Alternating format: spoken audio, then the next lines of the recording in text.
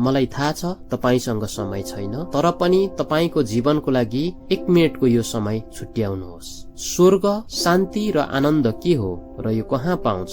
स्वर्ग परमेश्वरले बनाउनु भएको एकदमै आनन्द र शान्तिको ठाउँ हो। स्वर्गमा केही कुराको अभाव हुँदैन, सबै कुरा सिद्ध र पवित्र हुन्छ। स्वर्ग जान परमेश्वरले जबरजस्ती गर्नुहुन्न, तर मानिसको इच्छामा छोड्नुहुन्छ। अनि नरक चाहिँ परमेश्वरलाई मान्दिन र स्वर्ग जाँदिन भन्नेहरूको लागि परमेश्वरले बनाउनु भएको ठाउँ हो, जहाँ भयंकर शक्तिशाली गन्धकको आगो कहिल्यै निप्दैन। त्यहाँ परेका आत्माहरू कहिल्यै ननिम्ने त्यो आगोमा अनन्तको लागि व्याख्या गर्नै नसकिने कष्टमा भुटिएर जलिरहन्छन्। परमेश्वरले नरकमा पठाउन भन्दा अगाडि हरेकलाई मौका दिनुहुन्छ। तपाई सुन्दै हुनुहुन्छ, यो मौका तपाईको लागि हो। आज यो मौका तपाईको लागि अन्तिम पनि हुन सक्छ। परमेश्वर येशूलाई चिन्नुहोस्, विश्वास गर्नुहोस् र स्वर्गको ठाउँ तपाईको लागि सुरक्षित गर्नुहोस्। येशूले यूहन्नाको पुस्तक 14:6 भन्नुभएको छ, बाटो अर्थात स्वर्गको बाटो, सत्य र जीवन अर्थात अनन्त जीवन, स्वर्गीय जीवन